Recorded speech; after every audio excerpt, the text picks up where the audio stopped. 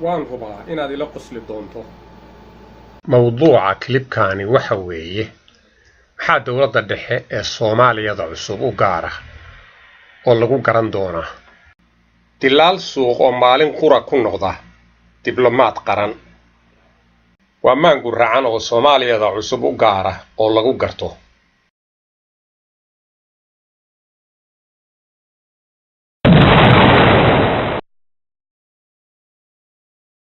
jaahil aan weli qalin iyo buugiisa saarin oo sheegta aqoon-yahan banbaxay waa maangu racan oo Soomaaliyada cusub u gaara oo lagu garto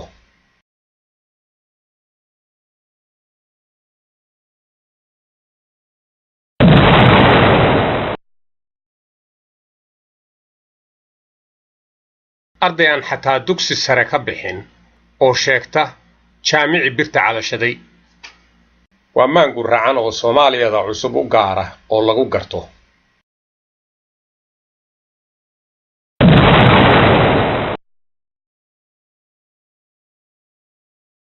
siyaasi xuftan ugu jira inuu jaajuus u noqdo qurumo shisheeye oo aan laga dhawaaqayn waa maangu racan oo Soomaaliyada cusub u gaara oo lagu garto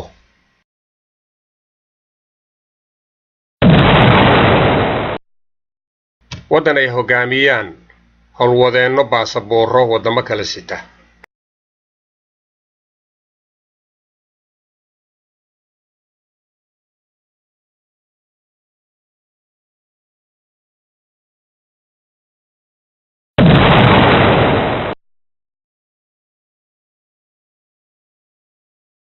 mooryaan lagu abaalmariyo inuu noqdo xildhibaan qaran waa maangu racan oo Soomaaliyada cusub u gaara oo lagu garto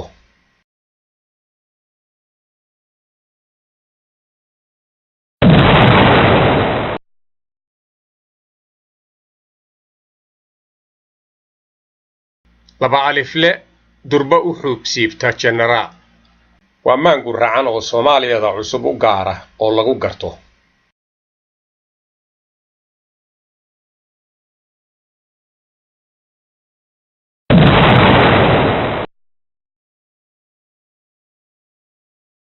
jenaraallo bug ah oo uu hogaamiyo 20 jir taliye ciidan loo dallacsiiyey waa maangu racan oo Soomaaliyada cusub u gaara oo lagu garto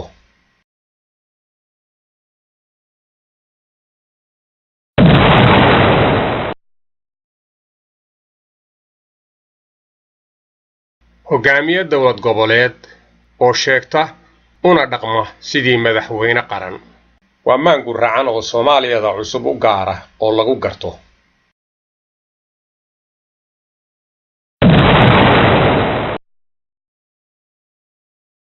tagsiile lagu maamuuso inuu noqdo wasiir cirka dhulka iyo badda qaranka Soomaaliya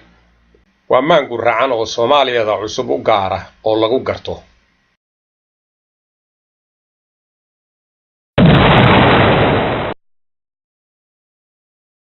dawlad dhexe oo u haysata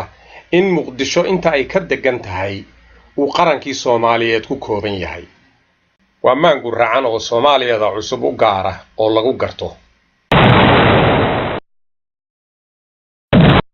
sharaka boodooyinkaas oo idil waxaa loogu magac daraa la dagaalanka musuqa iyo horumarinta dimuqraadiyeynta Soomaaliya talow Soomaaliya horumar ma ka dhaxli doontaa maamul xumadaas iyo maankaas ku racan baladba